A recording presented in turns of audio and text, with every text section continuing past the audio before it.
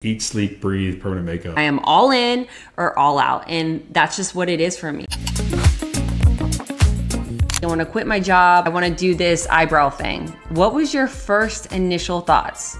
That you were crazy because I had no idea what an eyebrow thing was. So once I had made up my mind, it was like, that's it. Yeah, it's super annoying, by the way, but I love you for it. I hate the saying, have your own business. You can create your own hours. No, Well, you can, but then you suffer. you have to be obsessed, and There's nothing that's going to stop her. Like, she's obsessed. you're a little much. You damn right. It's somebody's face. Eat, sleep, breathe, permanent makeup. I am all in or all out, and that's just what it is for me. Yeah. That's entrepreneurship. That's the reality of it, guys.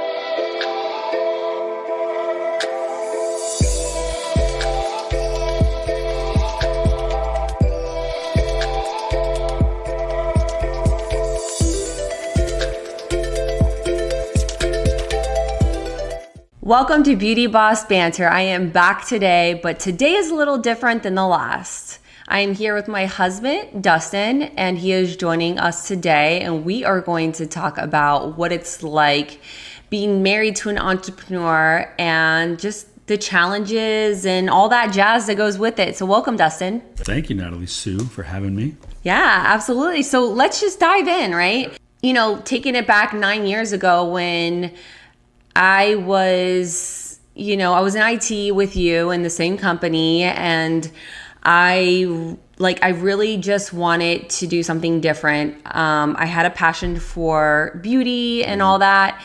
And I came to you and I said, look, hey, Dustin, I don't want to be in IT. I want to quit my job. I want to do this eyebrow thing. What was your first initial thoughts? That you were crazy because I had no idea what an eyebrow thing was. No, like I guess I thought of it like two different ways, right? So one was no idea what the eyebrow thing was about, or it even could be a business. I think that was probably like the thing that everybody in your family thought you were crazy because it was brand new and nobody heard about it. I definitely never heard about it. It didn't seem like something like you could build a business on. But then, setting that aside and just looking at like what you were doing in IT and how you were just not fulfilled, you didn't like what you were doing. You actually left the company that we met at to go for a better opportunity that actually would end up not being a better opportunity.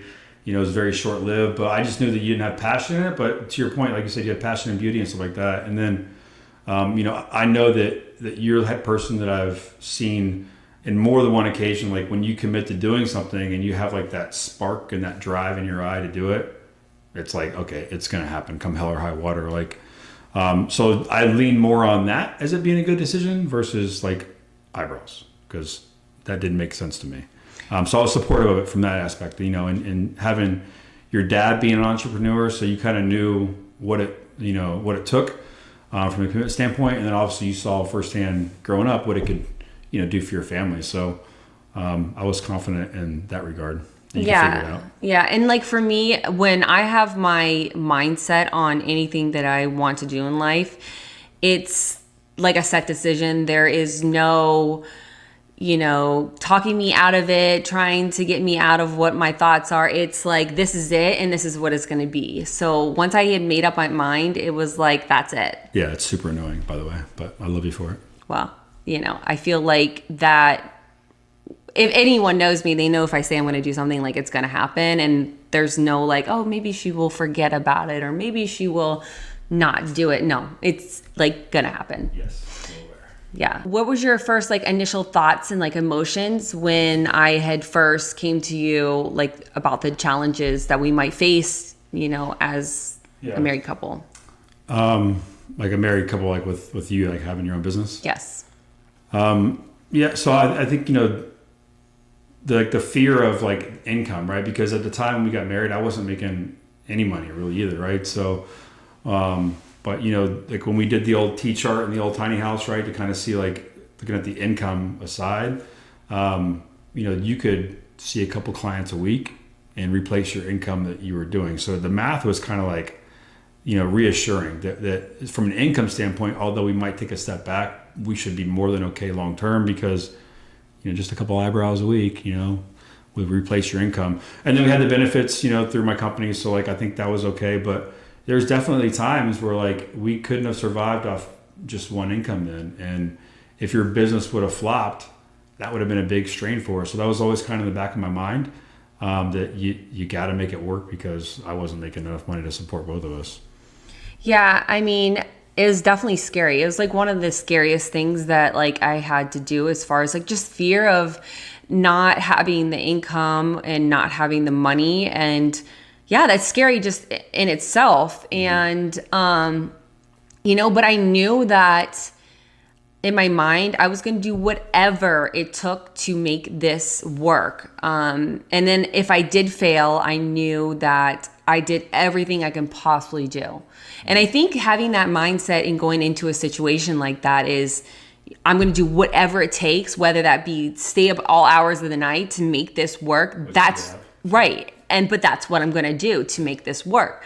So I think having that mindset really is the mindset to have when you want to start a business, if you want to be successful. It's not like a part-time job, like thinking, I hate the saying that people say is like, have your own business. You can create your own hours. No.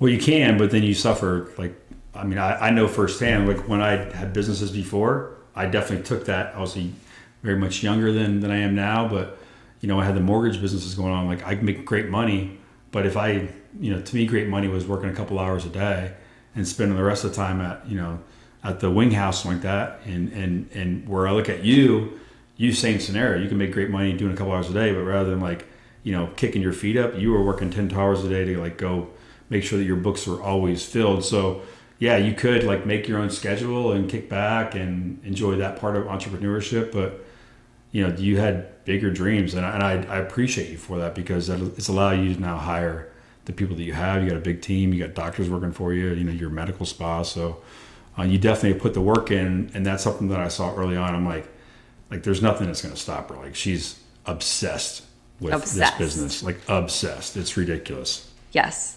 You have to be obsessed in order to be successful. And yeah, people might say, gosh, like, you're a little much. You damn right I am. You damn right, like, you have got to make it your everything if you want it to be successful. It was my everything, and it still is my everything, besides like my family, of course, but it's something that's always on my mind, and I'm always working 24/7, and it never ends. You're still like this today. Like your passion and your obsession with like saying it's somebody's face. Mm-hmm. Like, this is going on their face, and like taking that so serious, and like every stroke on your permanent makeup is like absolutely flawless. And I don't think people that are your competitors are like that, right? And you started out with like just, being really overworking yourself, right? And stressing out about it so much because you wanted to make sure that you did absolutely everything you need. But like that obsession with being perfect and, writing on, pig ears all the time, and always like drawing stuff. Initially, you started like there was no downtime for you. There still isn't, right? But you've just grown your business in different ways. But initially out of the gate, you were, eat, sleep, breathe, permanent makeup. And yeah, I mean, I'm just the type of person, like, I'm all in or I'm all out. Like, there's no, let me just dabble in it. Let me just do this mediocre. Like, no, that's not my personality. Like, I am all in or all out. And that's just what it is for me. Yeah. And I think, based off of your goals and what you want to do, if you want to be successful, you want to build an empire, you're all in 24/7. Oh, yeah. So you make it your life, you make yourself obsessed with it, and you are. So how has your feelings evolved as my business has, grown over the years? How has like your feelings evolved over, and just like your thoughts on the whole process? I mean, it's definitely, I've grown, like, I guess my role in our relationship in the relationship with our business is I've kind of grown into what you need. And how I can help support much better, and it's evolved over time. So, yeah, I think back initially even before we had Dylan, like, there's like a pecking order, right? It was like, you had your business and you had little Bubba or little Yorkie, and then it was me, right? Which was okay, right? I got it, right? The business needed you, it was just starting up, right? So everything had to be that. And then when we had Dylan, it was a similar pecking order, right? Me meaning like I'm last and Dylan jumped to the front naturally, right? But at times, it's been a struggle because like you've had to like give up things that I know it's not your choice, like spending time with family and doing things or kicking back with your feet up. You've had to go run and do business stuff. So I think for me, and you've helped me understand this by repeating it more than one occasion, that everything you're doing for the business has been for the family. I think that's probably everybody's mindset, but like it's from a supporting spouse, you get kind of lost in that sometimes because there's definitely times I question like, does she really need to do it right now? Right. But again, that's why you're the entrepreneur and I'm not, because the same thing you just talked about, like when you set your mind to it, you're going to make it happen. But I had to like hardwire in my head that everything that you're doing is not because you're picking the business over your family. It's actually because you see what the business can do for your family, and your family is like your driving force behind the business. So it was all connected, but it took me a while to like make sure that I get that. Right. Yeah. And I think it's definitely challenging being with someone that is like, has a high demanding job, right? Or, owning a business. It's, just knowing and understanding the fact that, they got to run and do this, or they have to take this time to do this or that, or whatever the situation might be. From my standpoint, I definitely feel like you've done such a great job on managing that and just understanding and being there for me while I work through those challenges as a business owner. I do believe like your success as a business owner is the people that are closest to you, right? So the support I've gotten from you over the years has been just absolutely incredible. And I can't thank you enough, just for being there for me. And, you are a part of my success. And, if you gave me a hard time and it was a shit show every time I'd have to leave the house, imagine like I wouldn't be able to perform the way that I do. Resentment. Right. And just to be able to be like, hey, I gotta go, or hey, I have to do this. Understood. I'm able to like not think about, is he mad at me? And I could just focus on what I'm doing, get it done and come back home, type thing. So thank you. So I think like this is a big question that a lot of people are kind of itching to know, but like, can you share some examples of how we manage to spend quality time together despite my busy schedule?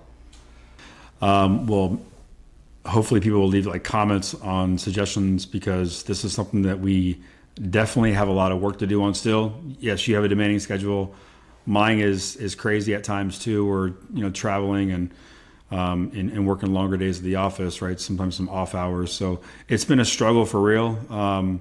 We need to do a better job at it. We've talked about this till we're blue in the face, but luckily enough for both of us, we're both like morning people. So there's not like in a scenario where like I want to go out, clubbing or go out late at night and you want to, have a 4:30 dinner. Like we both want to have a 4:30 dinner, kick it, maybe do something during the daytime. So that's typically been like what we would do. I think right now we would agree like Ocean Prime's our jam. Oh, yeah. As far as a restaurant. Love that place for more than one reason. But I think it's those things. And then, like our quiet time now is mornings, right? So not as early as Natalie Sue mornings, because your mornings are crazy how early you get up. But we have been able to spend some good time in the mornings too. Just, we used to like call it like coffee talk back in the day, and just sit down and have a cup of coffee together and just try to chat before the crazy of, It's called Kashi. Oh yeah, Kashi, sorry. Kashi talk. Kashi, we got to use our Dilly voice here. Kashi. So, yes. Dylan makes Kashi for mommy too. He's quite the barista these days. Yes. With these sugar-free vanilla lattes. Yes. I don't have them very often, but when I do, they are... Made with love by Dilly. Yes, they're incredible. But anyways, guys, we would really appreciate any type of like feedback or suggestions on how we can, how we can spend some more quality time together, because it is hard when you have a 5-year-old son. He has a very demanding job. I do too. So it definitely is challenging, hard for us to kind of manage that, and we know it's important. Yeah, I'll add too, like, I've had to like learn that there needs to be room for Natalie Sue, the owner of Arts of Attraction, like when we do date nights and stuff, because that's part of us now and you. And initially that was not something that I was really super supportive of, because you hear all the put your phone away and stare into each other's eyes, and spend time together. And we do that. So, if we got, 2-hour outing, I got to make sure there's 10, 15 minutes or something like that for like phone time and Natalie Sue time, because that's stuff that people want to see later on. But we've done a good job balancing that. I've just had to learn where that fits in, and not be upset about it, and then just, talk through it. Yeah, for sure. So how has it been being married to a successful entrepreneur, and then just like influenced by your own personal growth? Yeah, this one's, so I think it's been very rewarding on a lot of fronts, right? But if you think back kind of like when we first met, like we both were making like peanuts, right, in IT, and then, I started getting some promotion stuff when you were still in IT, and you were, just being a little sales monster there. But when you left to start your business, I was in a better spot financially from an income earning standpoint. Very rapidly that changed, right? So for me, being a little bit traditional, I think maybe we're more of a modern family here, but I was definitely still instilled in my mind, like, man, breadwinner, yeah, the king of the castle, he's got to bring in more money. And that real quick was not the reality, right? So there was, I wouldn't say jealousy, like I was still like happy for you, but for me, I'm like, damn, I got to like pull my weight here more. And then seeing some of the things that you've been able to overcome, like to start your business, like having some learning disabilities, when you're younger, and, hating school, but still going back and getting all these licenses and certifications and really pushing through that. I mean, like there's time to look in the mirror and like get a real problem, Dustin. Like you're in corporate America, it's not that hard. You have a good support structure around you. All it's going to take is work. So like seeing what you've been able to overcome, I think has been like, like I've been motivated through osmosis, trying to keep up and also impress you on what I can do and making sure that I'm bringing my, my weight to the table for our family. Cause I'm not one that's going to like kick back and ride off your success. I want to have my own success and be able to like try to meet you in the middle. So that's helped me, right? I've had some pretty good success in my career. I've been, promoted a few times, but you've been in support of that. And I think it's helped seeing what you've overcome, because then we just continue to grow together like we have for the last 9 years. Yeah. I mean, it's so crazy because when I met you, we met at the job that you're at today in IT, and we both made like $13 an hour, and we were nobodies. I mean, you lived at home with your parents, and I mean, I didn't make much money, and we've just evolved over the years together and grown together. I mean, I felt like, you would, it's watching you has just actually been pretty incredible, because I feel like you were always coming home saying, hey, I'm getting promoted again. I'm getting promoted. So I've watched you get promoted multiple times, at your job. And now being where you're at today is just so incredible. It's just, you've evolved, and we've really evolved as a couple together, because we started with nothing and here we are, with both high demanding jobs and, successful. And it's just a really incredible story to watch as we've grown over the years together. Yeah, it's funny. So like when we first met, like, I mean, I've told you this before, like you kind of saved me from like my first life. I thought I was all, good. I was married before. I was a business owner, had a franchise, and, real estate, everything was looking good. And that came like tumbling down for lots of reasons. So I went through a divorce. To your point, I had moved back with my parents. I had 2 daughters that had moved back in with me. I mean, you talk about like hitting rock bottom. I was there, right? I was going out all the time and stuff. And then, when I started at the time, it was called Tech Data, right? Met you, became friends with you. And like, you kind of just were, you didn't judge me on what my past was. We were buddies for a long time, and you really kind of saved me from a dark spot in my life and kind of allowed me to, whether it fully or not, just by being my friend, to rebuild myself. So I'll always support you whatever you do, because I feel like I owe like my son and this beautiful house and a lot of these things to you. I mean, you were there for me when I needed you. Oh, well, he was, yeah, I mean, I was there for him, but also he was there for me as well. I mean, I actually, not too long before that, I've been through a divorce as well. So we definitely had that in common. And then we both love working out. So, there was a gym at our work, and we would every day for an hour hit the gym, and we were in phenomenal shape. Not saying we aren't today, but like not like we were. Like that was our life, right? That was our obsession at the time. But yeah, I mean, we built our love and our friendship in the gym. Yeah. Really did. There's a bunch of broke folks. Yeah. Yeah. So that's where it all started. And, it was like a good solid, 4 years that we were. Everybody thought we were dating, but we weren't. Everyone thought something was going on between us. And I'm like, no, seriously, guys, like it's nothing. And there are people who were saying, oh, but have you seen the way he looks at you, Natalie? He is in love with you. Oh, boy. Yeah, we could spend a whole podcast on that journey. Yeah. Anyway. Still look at you that way, honey. Yeah. So what have you learned about like the entrepreneurship journey that you didn't know before? That's a good question, because I've since I was in my 20s, I've either like worked with a buddy who's had a business or had a few of my own. So I think I kind of had an idea of what it took to be an entrepreneur, but like for myself, I didn't prioritize the business over the fun. So I knew that was a priority, but I guess I didn't do it myself. So what I learned is that like it can be done, and you have to just prioritize and be obsessed with it, right? So, quite frankly, when you first started, I wasn't expecting you to be anywhere near where you are today, right? I knew you could make a good living, but not like my eyes were never here, right? I didn't see this being part of the vision.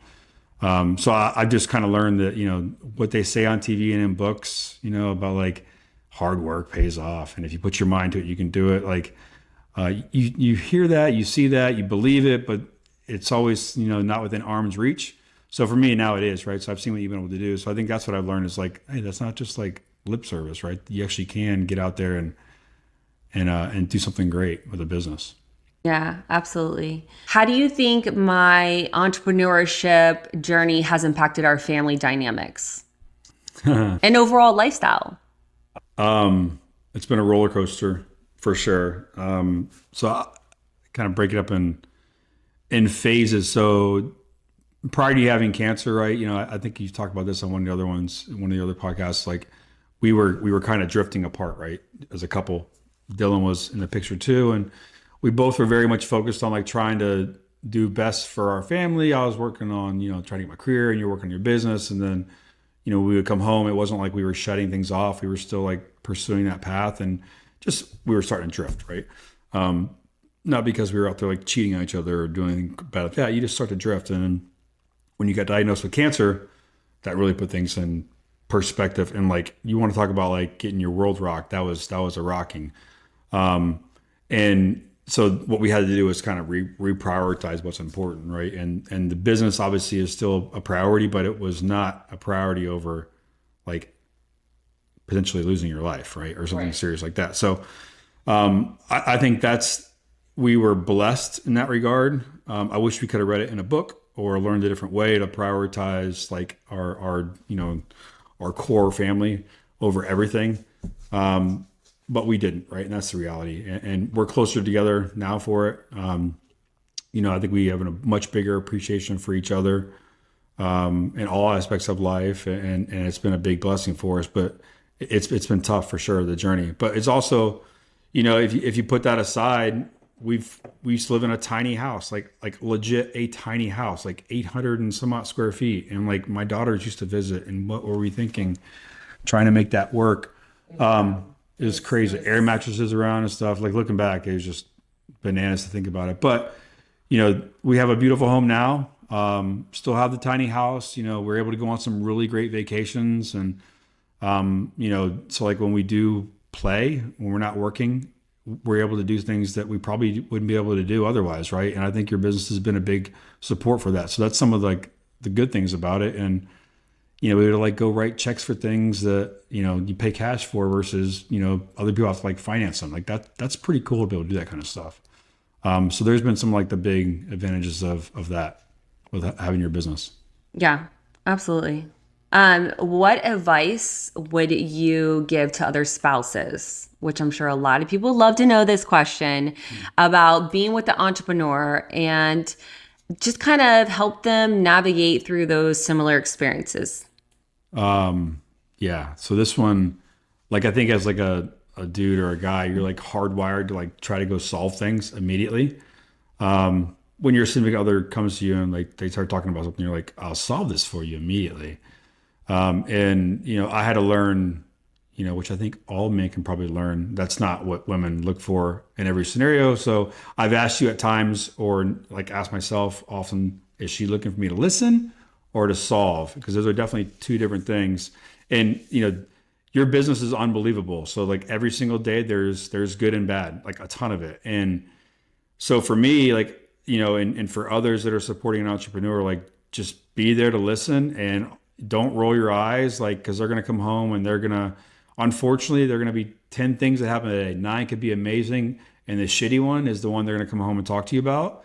And you have to just like be there to listen and help them work through that, especially with like our personalities, because you express things outwardly. I internalize them, a little bit more. So like, I've had to learn to be there for you and like listen and be part of your business in that way. But it's been tough. But you gotta support your spouse in that way, even if you don't want to. Like, just fake it, dude. Like, for sure. Like, they appreciate it.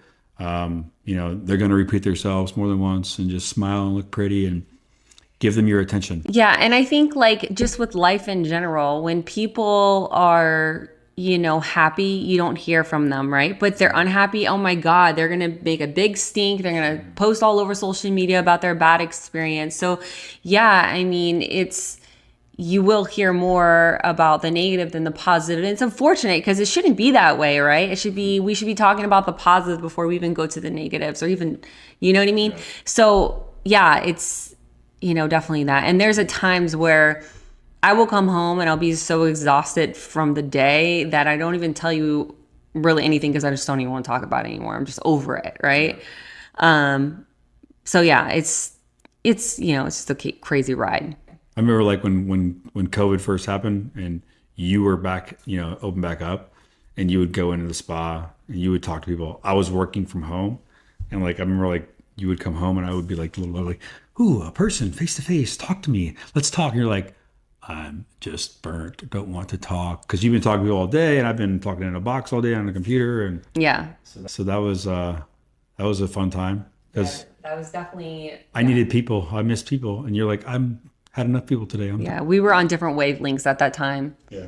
But I think over the years it's kind of balanced out, because you go into the office sometimes, and also when you are home, like it's only just a few days a week, right. And then you're traveling the rest of the time. So and I call you all day and bug you. So. Yeah, and a lot of times I don't really answer, because not that I don't want to talk to you, but I'm just. I got so many things going on, and if I do answer, it's like a quick, hey, what's up? You need something? You almost always answer though. Even though I try. Now it's kind of like I just mess with you because I know you don't like it, and I try to call you anyways. That's annoying. I love it. Anyways, what was or what has been the funniest moment or memorable moment that you've experienced related to Arts of Attraction in my business? There's not one. There's so many. I think back, like, so we were just talking about COVID, right? So you remember like when we everybody kind of went silent on COVID, and you were like trying to figure out like, how do I make like $1 today, right? That was like your mission, because you couldn't open your business. So you were like selling all those products and doing all that crazy stuff on social. And Natalie is frugal. I love it about her. Sometimes it's a little too much, but one of those frugality tasks, she was like, hey, I don't want to like mail these to people like that have bought this product if they're like within driving distance. We'll just drive over there. So all right, sure, no problem. So we kind of like made some rounds on it, and like seeing you try to like avoid the rings, like the Ring cameras, because it wasn't like you were like work ready, right? It was like COVID time. Like you had mask and sweatpants on every day, right? But you didn't want to be caught like, some weirdo like dropping stuff off at their doorstep. So you would like walking up, like eyeballing the Ring cameras and like tiptoeing around. That was pretty classic. Yeah. I mean, so, my mindset is if there's no income coming in, then don't spend it. Like, don't spend what you don't have. Although, I had a I was financially in a really good position during that time. It was definitely a stress-free time for me, although it was probably stressful for many, just because, I positioned myself to where, if something like this were to happen or, whatever, I was in a situation where I was okay. But my mindset is if there's no income coming in, I should not be spending it. And I was trying to find ways to still make money, although it wasn't anything close to what I would make if I was open. So I just let me just sell some skincare products. And so I started promoting that online, and people were buying because I think they just want to support, all small businesses and Arts of Attraction. And I appreciate that so much. But I didn't want to ship the product. I mean, I was like, it costs money. Like, why would I do that when I can just drive to the house? I have nothing else going on. Weren't you delivering stuff like at 3-4 o'clock in the morning too? Oh, I didn't do all that. That's creepy. I didn't do that. But although I wanted to and I thought about it, but I did not do that.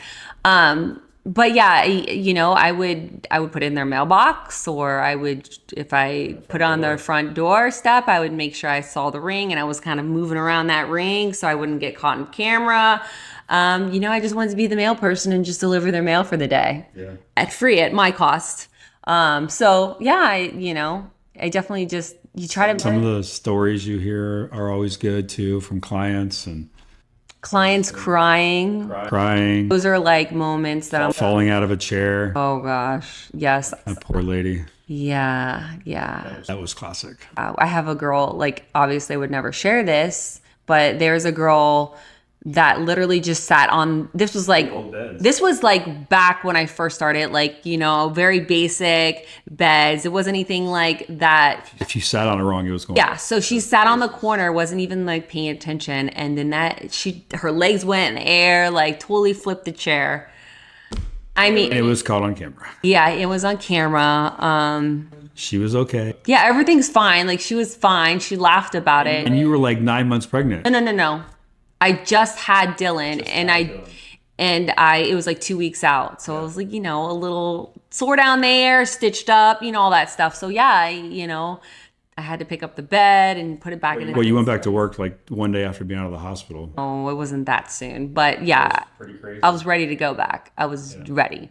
That's a fun story too. We were actually on the way to the hospital to have Dylan, and you were on the phone with the client trying to figure out appointment times, this and that. No, but she was bitching about something. About trying to come in, and you're trying to cater to her schedule, but you're I'm not going to be in tomorrow. I'm sorry. Around it, you're okay, I'm on my way to have my child. And she's oh my gosh. Yeah. I'm so sorry. Definitely flipped the script, but and then even in the hospital room, you're bouncing on that ball, on the phone with clients, trying to figure stuff out. I'm she's crazy. Yeah, I had one of my employees at the time call me, and she's hey, this, I forget what it was. She's hey, this. And I was all right, you good? Because I'm about to start pushing in 10 minutes. So you good? And she's yeah. So I'm so I was literally working up until I started pushing.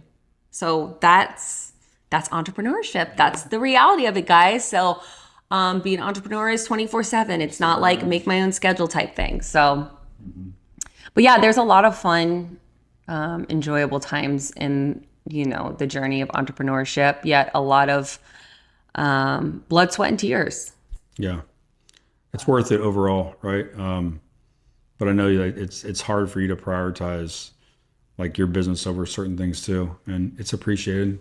Dylan doesn't know it yet, but he's very lucky that his mom has this business like this, and it's been second nature to him, but he'll get it one day, and look up to you even more than he already does. Yeah. Well, thank you so much, Dustin, for being on my podcast. I appreciate you taking the time to be here today and chat with me. Thank you so much. And we'll see you guys next time. All right. Bye. Bye.